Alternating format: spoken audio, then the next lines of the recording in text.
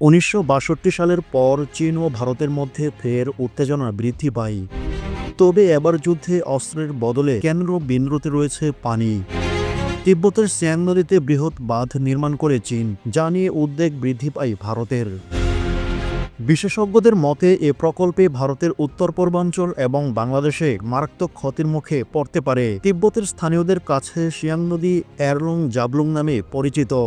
চীনের নির্মাণাধীন বাঁধের কারণে ভারতের ভূখণ্ডে নদীর স্বাভাবিক প্রবাহে বাধা সৃষ্টি হতে পারে। গবেষকরা সতর্ক করেন, এতে ভারত ও বাংলাদেশের কৃষি, পরিবেশ এবং পানি সরবরাহ ব্যবস্থায় ব্যাপক প্রভাব পড়তে পারে।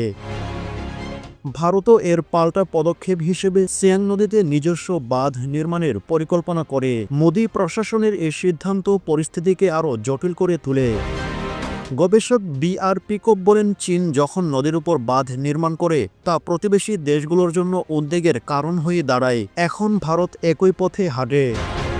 পানি নিয়ে এ প্রতিযোগিতার সবচেয়ে বেশি ক্ষতির শিকার হবে বাংলাদেশ। গবেষকদের পূর্বাভাস অনুযায়ী সিয়াং নদীতে বাঁধ নির্মাণ হলে ২০টি গ্রাম পুরোপুরি এবং কয়েক ডজন গ্রাম আংশিক তলিয়ে যাবে। এতে মানুষ তাদের বাসস্থান হারাবে। বাংলাদেশের বিশেষজ্ঞরা আশঙ্কা প্রকাশ করে বলছেন, ভারত ও চীনের এ পানি যুদ্ধ নদী নির্ভর অর্থনীতি ও পরিবেশের উপর ভয়াবহ প্রভাব ফেলবে। বাংলাদেশ সরকারকে এই বিষয়টি নিয়ে কূটনৈতিকভাবে সক্রিয় হতে হবে। বিশেষজ্ঞরা বলেন, চীন ও ভারত উভয়ের উচিত আলোচনার মাধ্যমে এ সমস্যার সমাধান খোঁজা। প্রতিবেশী দেশগুলোর স্বার্থ ও পরিবেশের ভারসাম্য রক্ষায় যৌথ উদ্যোগ প্রয়োজন। অন্যথায় এ পানিযুদ্ধ আঞ্চলিক স্থিতিশীলতা বড় ধরনের সংকট সৃষ্টি করতে পারে।